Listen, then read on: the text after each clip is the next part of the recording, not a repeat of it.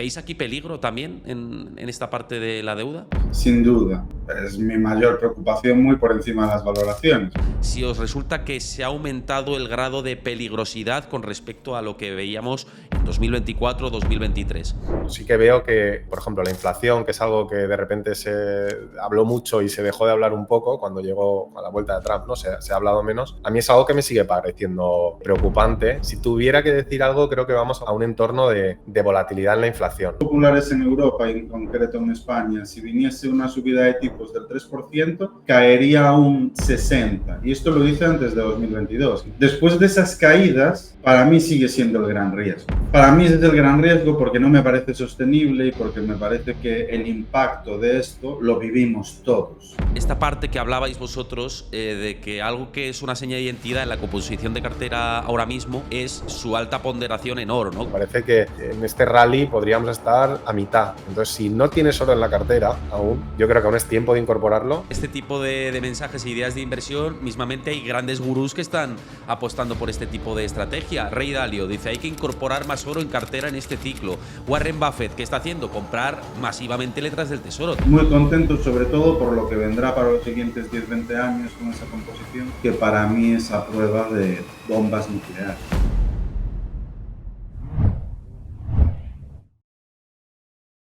¿Qué tal? Muy buenas a todos. Pues como siempre, trayendo los mejores expertos aquí para hablar del contexto de actualidad de la economía, los mercados, cómo está agitando Trump la coctelera y lo que puede venir, también las tensiones en el mercado de la deuda. Muchas cuestiones estamos teniendo ahora, pero también queremos poner ese foco en la manera de invertir, ¿no? En por qué hacer una composición de cartera u otra. Y para ello hoy vienen y nos acompañan dos gestores que son unos cracks, como es Carlos Antiso y Rafa Ortega, gestores de MyInvestor Cartera Permanente, que ahora nos van a contar un poquito más de esto, pero antes de nada, bienvenidos y muchísimas gracias por acompañarnos aquí en mi espacio. Hola Héctor, gracias por la invitación. Muchas gracias, Héctor. Un placer estar aquí con vosotros. Un placer verte de nuevo y vuelvo a decir lo mismo, que quien lo estéis viendo esta charla y lo queréis apoyar desde mi canal de YouTube, que la mejor manera de hacerlo es que dejéis vuestro like para apoyar este tipo de contenido, que comentéis, ¿no?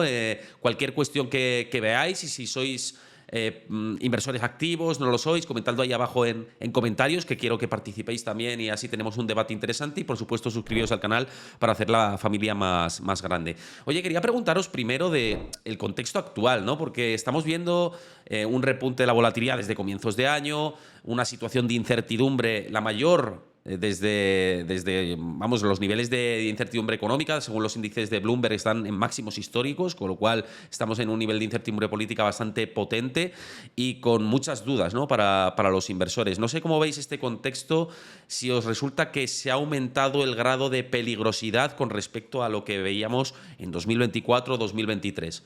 A ver, sí que es cierto que todos los años siempre hay un montón de motivos para preocuparse. Eso es la realidad. O sea, desde que me dedico a esto no recuerdo un año que dijésemos, pues las cosas son sencillas. Siempre va a haber un montón. Sea el Brexit, sea el COVID, las elecciones, lo que sea, siempre hay. Sí que es cierto que pues, el ciclo económico avanza, hay un montón de señales a nivel macro de que estamos podríamos decir, en una parte del ciclo maduro. Podríamos verlo desde el punto de vista de la tasa de mora vinculada a los bienes más cíclicos, como puede ser préstamos para vehículos de primera o segunda mano, tarjetas de crédito, bueno, un montón de síntomas que nos señalan que estamos en la parte más madura del ciclo, ¿no? Y desde un punto de vista de lo que ha sucedido este año, bueno, pues ha sido un poco locura, Trump jugando a ser Trump, negociando con las armas que tiene, que es un poco el ser algo caótico, ¿no? Pero parece que no le está saliendo del todo mal. No le está saliendo del todo mal. Como he visto que has comentado alguna vez, Héctor, antes a nivel de aranceles de Estados Unidos con respecto al exterior, si no recuerdo mal, estaba de media en torno al 2,3, 2,5, estaba en torno a eso y ahora está por encima del 10 y parece que se mantendrán por encima de eso, lo cual tiene unas implicaciones importantes para el mundo y para la economía que están por verse.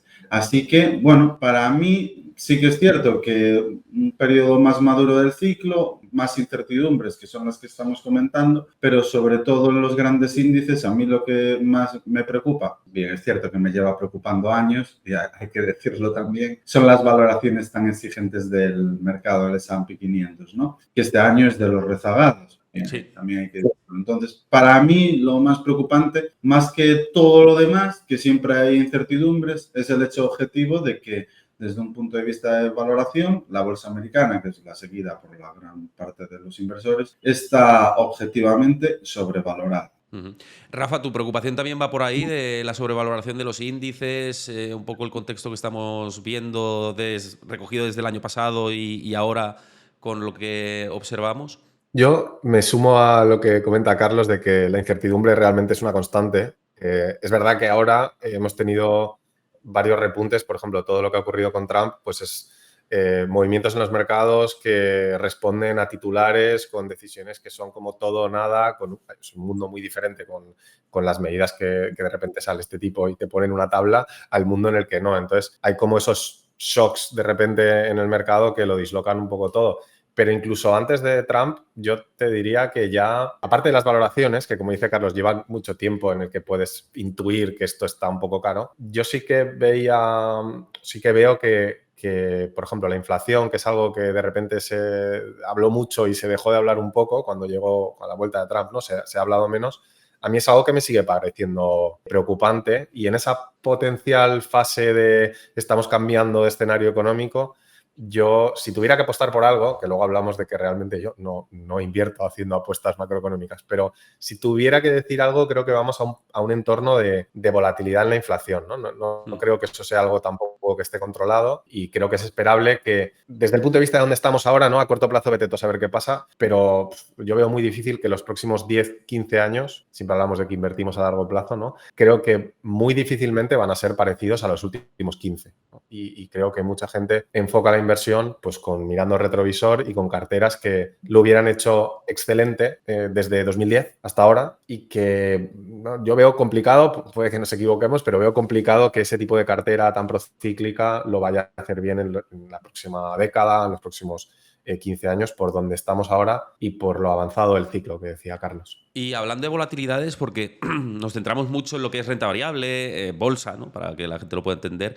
y pues el peso que tiene, ¿no? Siempre nos gusta el tema de la bolsa y cómo se mueve, pero también estamos viendo, por ejemplo, el mercado de bonos súper alterado, ¿no? Especialmente los tramos largos de la curva, que están otra vez apuntando a direcciones que no gustan a las administraciones, ¿no? y a los que dirigen las principales potencias, en especial Japón y Estados Unidos.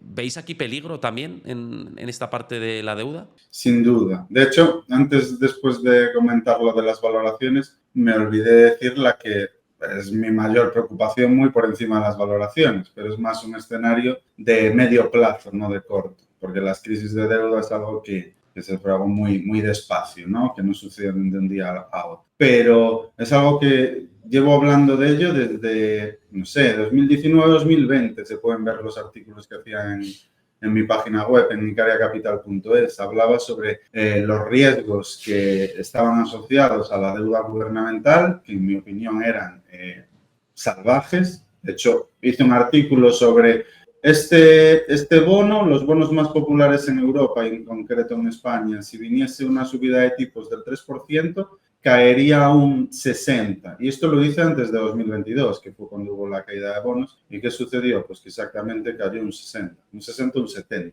Llegó a caer el bono alemán de cupón cero de 2050, que puse el ejemplo concreto. Después de esas caídas, para mí sigue siendo el gran riesgo. Sigue siendo el gran riesgo. ¿Por qué?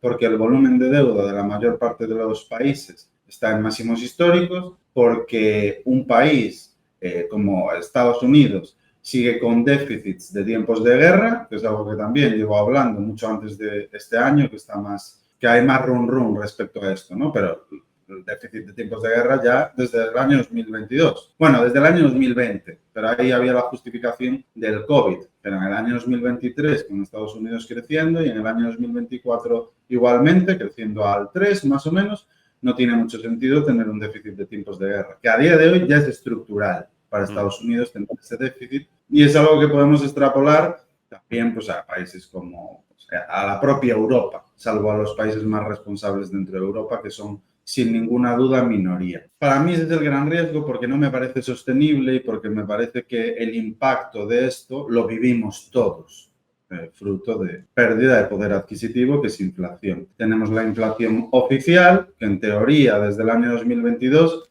pues acumulada habrá subido en torno a un 20, ¿no? Más o menos, un 20, un 20 y pico. Pero alguien objetivo sabe al 100% que la pérdida de poder adquisitivo desde el año 2022 no ha sido un 20, ni de broma. El inmobiliario ha subido bastante más de un 20, los alquileres, pues sí, habrán subido en esa línea porque están ligados, pero luego a la cesta de la compra, los coches, o sea, absolutamente todo ha subido en términos porcentuales más de un 20. Y la manipulación aquí es que la forma de calcular el IPC es algo que va variando constantemente a lo largo del tiempo. Y va variando porque porque se cocina cada vez más a la medida que interesa. Y para mí ese es el gran riesgo. Que luego hablaremos de oro y por eso soy positivo claro. En oro desde el año, desde que iniciamos la cartera permanente. Cuando todo el mundo decía que el oro era una porquería por el Bitcoin y todo el mundo decía que no había que tenerlo, que iba a quedar obsoleto, desde esas. Y a día de hoy, a pesar de estar en máximos históricos, que siempre suelen darme vértigo,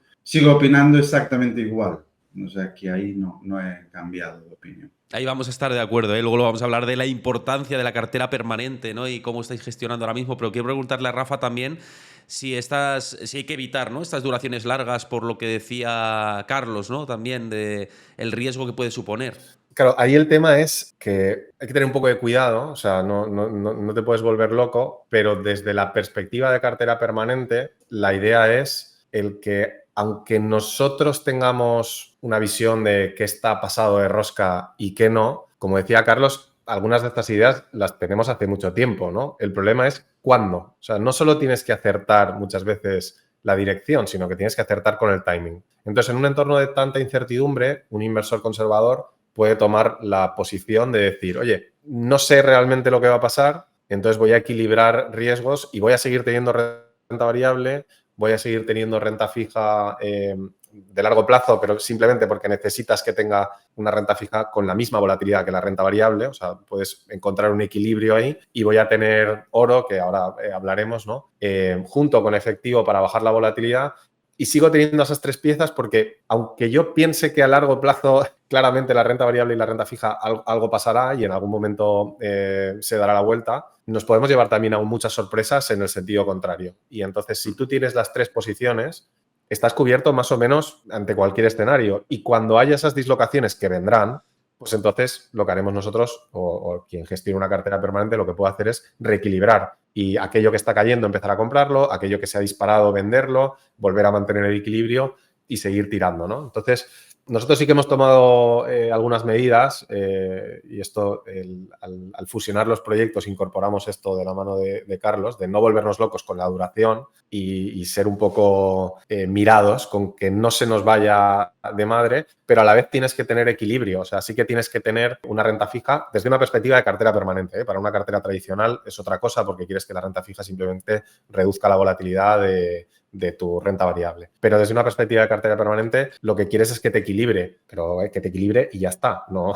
necesitas irte al máximo posible simplemente porque lo pone en un libro, ¿no? Claro, total.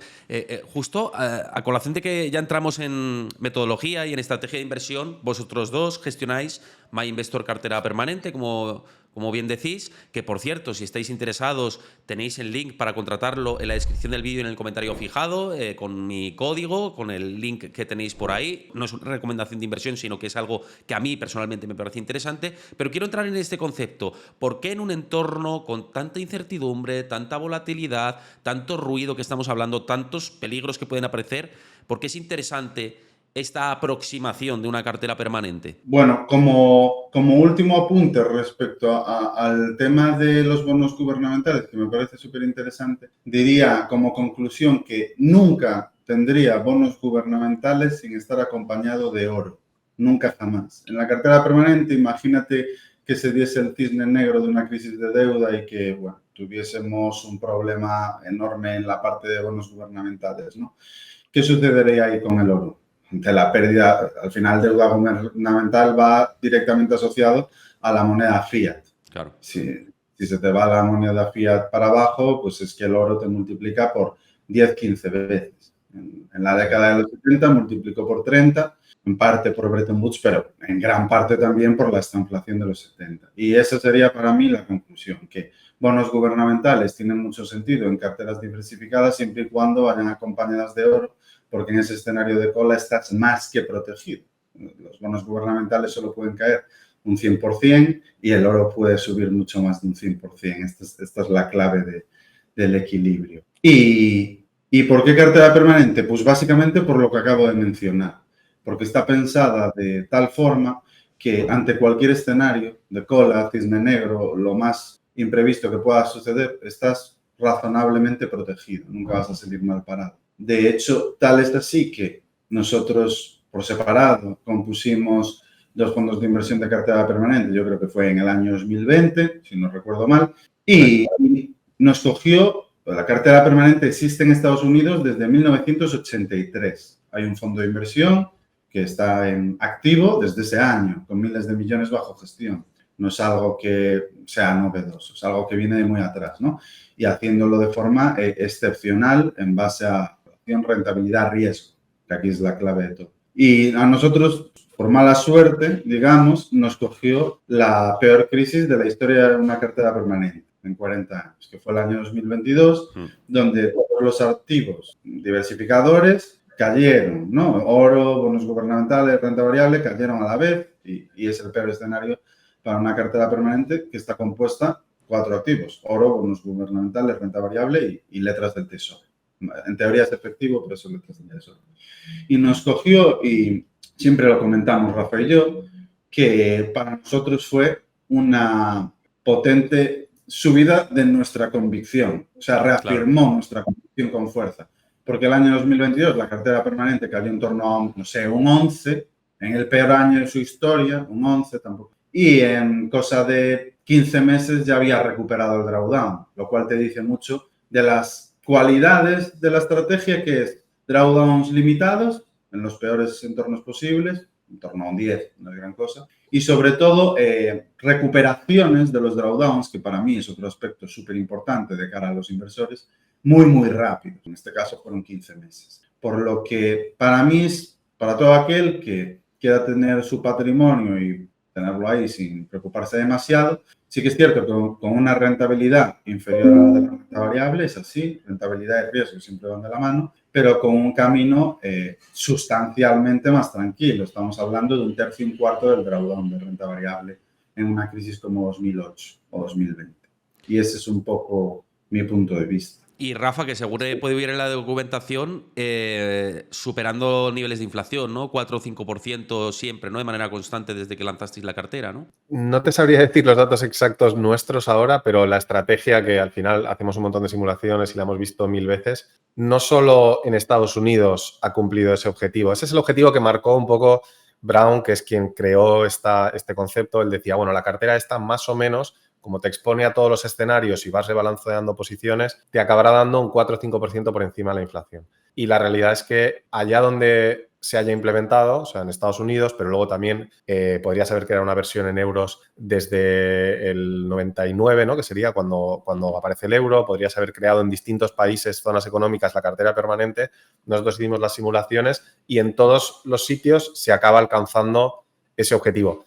Y además se acaba alcanzando bastante rápido. Una de las ventajas que tiene también esta cartera es que los retornos esperados o el retorno medio histórico se acaba alcanzando más rápido de lo que se acaba alcanzando con otras estrategias que son más volátiles y que dependen más del ciclo económico. O sea, si tú inviertes en renta variable y te pilla en una fase mala de ciclo, en recesión, etcétera, y empiezas ahí, difícilmente vas a llegar a ese 9% de retorno histórico en poco tiempo. Te vas a comer un periodo en el que estás muy alejado y con el paso del tiempo y las décadas acabarás llegando a ese retorno medio esperado, ¿no? Esto lo hace mucho antes. Carlos y yo muchas veces hemos dicho que a nosotros nos gusta más decir que lo que acaba haciendo es capturar el crecimiento global. Entonces, en un periodo de mayor crecimiento es esperable que la cartera se estire un poco y te dé más rentabilidad, y en un periodo de menor crecimiento pues es esperable que la cartera te dé una rentabilidad más contenida.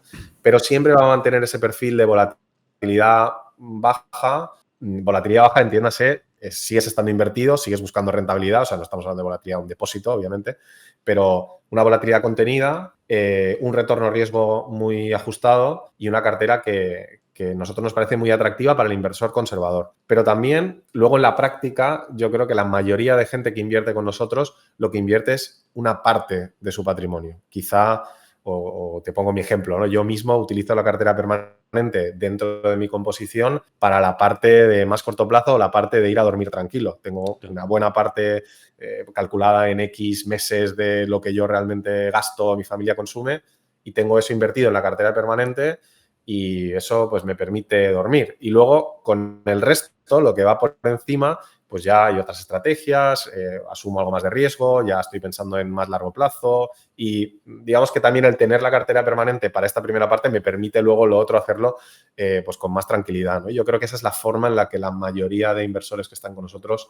invierten, ¿no? Lo utilizan para una parte del total de su composición. Claro, algo complementario, otro tipo de inversiones totalmente. O sea, esto es así. Pero me interesa también esta parte que hablabais vosotros de que algo que es una seña de identidad en la composición de cartera ahora mismo es su alta ponderación en oro, ¿no? Que creo que supera el 20% también del conjunto de la cartera.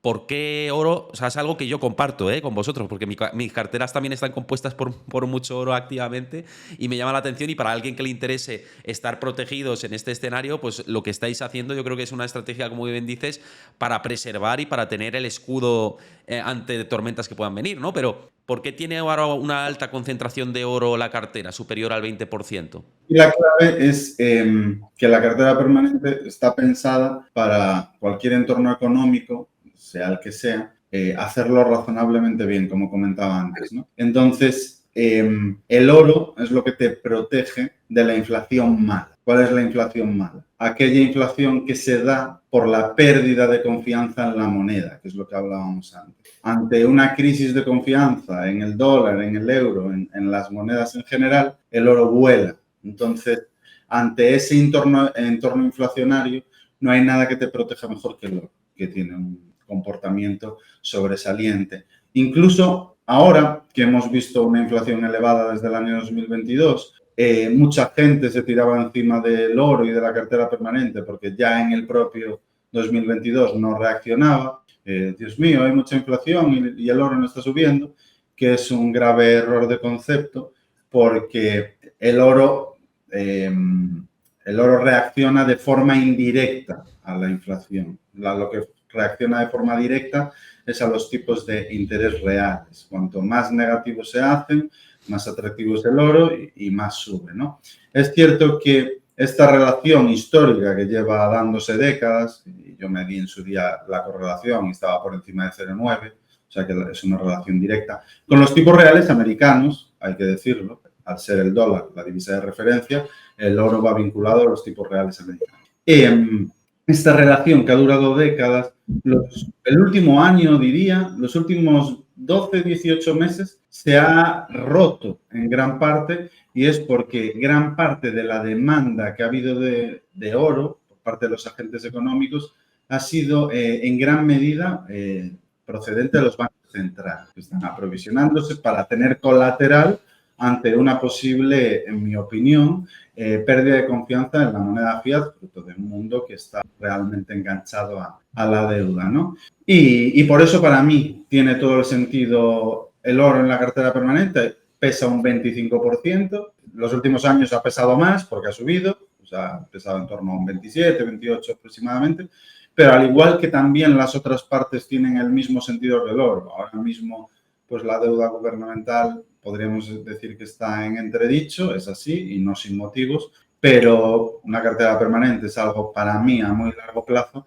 y probablemente dentro de 10, 15 años pues la narrativa sea otra, ¿no? Se hayan depurado los excesos y estemos en otra parte de la conversación. No sé si quieres añadir algo, Rafa, con respecto a lo que decía Carlos. Sí, iba a decir, Héctor, que por hacer una pequeña pincelada de cartera permanente, que yo creo que muchos de tus oyentes ya lo han escuchado, pero igual algunos no, la idea de Brown original, no lo hemos dicho, era, oye, si yo quiero una cartera que esté protegida para cualquier escenario económico, en realidad digamos que el futuro económico está más o menos acatado y hay 4 cosas que nos pueden pasar. O tenemos más crecimiento o tenemos menos, o tenemos más inflación o tenemos menos. Y él dijo, bueno, pues para el crecimiento las acciones, ahí la relación es muy lógica.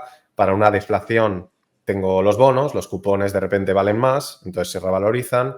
Para la inflación el oro, pero como matizaba Carlos, una inflación monetaria, no una inflación quizá de cuellos de botella, etcétera, eso sería otra preocupación. Y luego las letras del tesoro de las que no hemos hablado, pero tener una buena parte de efectivo remunerado, efectivo invertido, tiene que ver con recesión, ¿no? Y Brown decía, bueno, a largo, si nos ponemos únicamente a largo, con los principales activos de forma lo más segura posible, que no dependa de implementación, realmente no hay nada que per se lo haga bien en una recesión. Entendiendo una recesión como falta de liquidez, pues tenemos liquidez y eso amortigua, nos permite comprar, nos permite aprovechar esas oportunidades, ¿no? Entonces, por eso es 25, 25, 25, 25, porque estamos repartiendo nuestro capital entre los 4 posibles futuros económicos y como hay incertidumbre y desde esta cartera, en este modelo, no queremos adivinar, no queremos decir qué es lo que pensamos que va a pasar, qué es lo que no, apostamos por todos y por lo tanto siempre estamos cubiertos. Como decía Carlos, cuando uno de los activos lo hace mal, suele tener pérdidas de un 30, 40, 50, pero cuando estructuralmente alguno de estos activos se ve favorecido y se suele ver favorecido durante un periodo medio largo de tiempo, pues te acaba generando un 100, un 200, 300% en periodos largos y eso compensa las pérdidas, ¿no? Y ese es el mecanismo que hay dentro de la cartera permanente, el que unas cosas siempre están creciendo, vas vendiendo en el margen, vas comprando lo que va cayendo, siempre mantienes ese equilibrio y eso es lo que permite que esta estrategia sea capaz de capitalizar y participar en el crecimiento, proteger el patrimonio. Y yendo a un matiz, ¿no?, sobre qué decías del oro, es verdad que como el oro es lo que es más diferente de esta cartera frente a la cartera tradicional que tendría, si es conservadora, pues un montón de renta fija y muy poquita renta variable, claro, el 25% te puede hacer saltar los ojos, ¿no? Porque el otro día veía un informe, incluso ahora, la cartera estándar, ¿no?, media de una gran institución o de un family office apenas tiene un 1% en oro en Occidente. El oro está en máximos, ahora mucha gente nos dice lo contrario, ¿no? Antes nos decían ¿por qué tienes oro? Y ahora nos dicen pues es que están máximos, entonces un 25% en máximos, qué miedo, ¿no?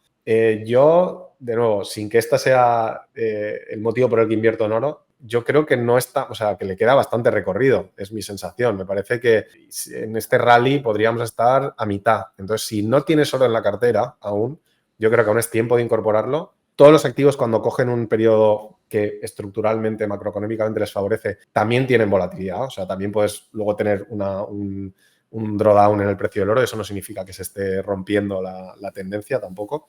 Y yo creo que en ese sentido el fondo es una buena manera de meter oro en tu cartera si estás invirtiendo a través de fondos de inversión, porque no se puede dentro de un fondo de inversión tener más de un 30% de exposición directa a oro. Nosotros estamos casi en la línea del fuera de juego. No vais a encontrar un fondo de inversión que te dé exposición directa al oro. Lo podrás hacer vía ETFs, lo podrás hacer vía oro físico, bullion, hay otras formas. Pero si quieres aprovechar las ventajas de los fondos de inversión, si tienes una cartera de fondos de inversión y quieres tener un poquito de exposición a oro, no es tarde y cartera permanente es una buena forma, MyInvestor Cartera Permanente, de meterlo en tu cartera y tener las ventajas fiscales del fondo de inversión, ¿no? Y un último apunte más. Como decía Carlos, realmente hay algunos modelos, mucha gente dice, es que el oro como no tiene flujos de caja no lo puedo valorar. Sí que se puede valorar, lo que pasa es que no se valora mediante un modelo de flujos de caja, se valora de otra forma. Y hay algunos modelos que no sirven para predecir, pero sí explican muy bien cómo se mueve el oro y tienen 3 factores. Uno, las expectativas sobre tipos de interés reales, que es lo que mayor correlación tiene, aunque ahora no esté dando, o sea, aunque ahora se esté rompiendo, pero si a eso le añades precios de la energía analizados mediante los mercados de futuro que te hablan un poco de la oferta, o sea, de lo que cuesta realmente sacar algo del oro, o sea, algo de la tierra y ponerlo en el mercado. Y tercero, lo que ha dicho Carlos, las compras de los bancos centrales, que son el gran player que realmente puede mover los precios, eso te da la explicación. Entonces, casi siempre estaba habiendo muy poquitas compras de bancos centrales o incluso ventas. Entonces, lo que mayormente explicaba el movimiento del precio eran las expectativas sobre los tipos de interés reales. Ahora ha habido unas compras tan fuertes y siguen habiendo, todos los informes indican que siguen habiendo en distintas partes del mundo, que eso se ha vuelto determinante. Entonces tampoco es como que de repente se ha roto y estamos en un precio del oro totalmente loco, ¿no? Yo creo que aunque haya volatilidad, aún es pronto. Ahora, tampoco tendría una cartera 100% oro, ¿no? Entonces, de nuevo, equilibrio de riesgos y vamos a ver qué pasa con tranquilidad.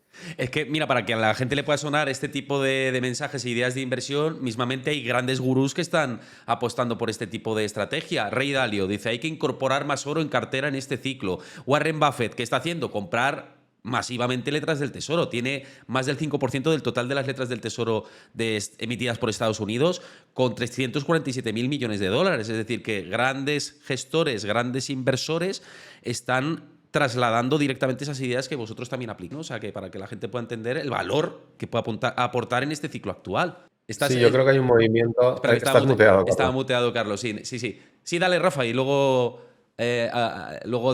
cierra Carlos. Sí, no, simplemente iba a decir que al final cartera permanente pues es un tipo, es una versión de un concepto de cartera todoterreno. Ray Dalio tiene esa idea de all weather o para todo tipo de climas. O sea, tampoco somos los únicos que tenemos una filosofía similar. De hecho, Carlos y yo también gestionamos otros vehículos donde implementamos estas ideas para otros perfiles de riesgo, con otra implementación, otras herramientas. Pero sí que nos parece, o a mí siempre me ha parecido, que la mayoría de inversores actualmente invierten con un sesgo muy claro a qué es lo que ha funcionado bien los últimos 15 años. Si nos fuéramos ahora a cuando Brown empezó a hablar de cartera permanente a principios de los 80, a final de los 70, claro, veníamos de una etapa donde si le dices a alguien que la manera de invertir es tener una cartera de acciones y bonos y buy and hold, es que se te hubieran descojonado, porque eso llevaba 10 años, 15 años sin funcionar. Entonces siempre estamos un poco sesgados por qué ha pasado, qué es lo que ha pasado en nuestro pasado reciente, ¿no? La pregunta siempre es qué va a pasar en el siguiente periodo, que es lo importante. Y como hay tanta incertidumbre, pues este tipo de estrategias que lo que buscan es estar más protegido o estar preparado para funcionar en distintos escenarios, creo que tienen mucho sentido. Entonces hay gente que tácticamente, ante más incertidumbre, toma más este modelo. La apuesta de cartera permanente es para un inversor conservador o para la parte conservadora de tu cartera, siempre estar protegido, ¿no? No sabemos qué va a pasar, protección en todo momento y dejarlo rodar. Sí, Carlos, por cerrar. Por cerrar, bueno, también hilando con lo que comentabas de Ray Dalio, que es uno de los gestores que apuestan por oro, el planteamiento que nosotros hicimos de cartera permanente está altamente relacionado con Ray Dalio. De hecho, fruto de la idea que nosotros implementamos viene de un paper de Ray Dalio sobre el fondo que gestionaba, que es el de Bridger, que es el fondo, si no me equivoco, es el fondo más grande del mundo. Para el que no lo sepa, cartera permanente, bueno, ya lo hemos dicho, pero son 4 activos al 25%, oro, letras del tesoro, renta variable y bonos gubernamentales al 25%, equiponderado, y se supone que de un área geográfica, ¿no? Entonces, nosotros estamos en España y nuestra cartera permanente debería de ser europea, que esto implica que deberíamos de tener bonos gubernamentales europeos, en este caso alemanes, que deberíamos de tener letras del tesoro, podrían ser españolas, que deberíamos de tener oro y deberíamos de tener bolsa europea, el Eurostoxx o el que corresponda, ¿no? Pero nosotros dimos un paso más allá y, en mi opinión, un salto de calidad enorme, que fue coger las 8 principales áreas geográficas en cuanto a seguridad, en cuanto a liquidez de la divisa y en cuanto a demanda de las mismas, de la divisa, y en cuanto a refugio de su deuda. Cogimos 8 áreas geográficas y hicimos 8 carteras permanentes que pesan lo mismo. Al final es una cartera permanente formada por 8 subcarteras. ¿Qué conseguimos con esto? Que nos dé exactamente igual si hay una crisis en Europa como la que hubo en Japón, donde se tardó 30 y pico años en recuperar el drawdown de la renta variable. Nos da exactamente igual si hay una crisis del dólar, porque tenemos diversificado por divisas, y nos da exactamente igual si vuelve a escenario lo que sucedió en el año 2011, que no queda tan lejos, de la desaparición del euro. Nos da igual, porque tenemos 8 áreas geográficas con 8 divisas, que son 8 subcarteras. Y para mí es algo diferencial que hemos hecho y que sí que no es una idea que tuvimos nosotros en su momento. Y el tiempo nos está dando la razón. ¿Por qué? Porque desde un punto de vista de volatilidad, la cartera no es más volátil que una cartera permanente europea, lo cual es mucho, porque siendo más diversificada no es más volátil. Y desde un punto de vista de rentabilidad, aunque es oportunista decirlo porque el periodo es muy corto, pero desde un punto de vista de rentabilidad también lo está haciendo mejor. Entonces, bueno, muy contento sobre todo por lo que vendrá para los siguientes 10-20 años con esa composición, que para mí es a prueba de bombas nucleares. Bueno, pues dicho esto, lo que decíamos, para aquellos que os queráis aprovechar de todo esto y además con costes muy reducidos, del 0,50% de gestión y del 0,10% de depositaría, tenéis el link para poder aprovecharos lo que digo en la descripción del vídeo, en el comentario fijado, todos los detalles también. Así que simplemente muchísimas gracias a Carlos Santiso y Rafa Ortega por darnos esta masterclass y ver en el contexto en el que estamos y hablar de estos productos de inversión que pueden ser con ese, como decía Carlos, a prueba de bombas en cualquier contexto de mercado. Así que muchísimas gracias a los dos. Nada, gracias a ti. Gracias a ti, Héctor.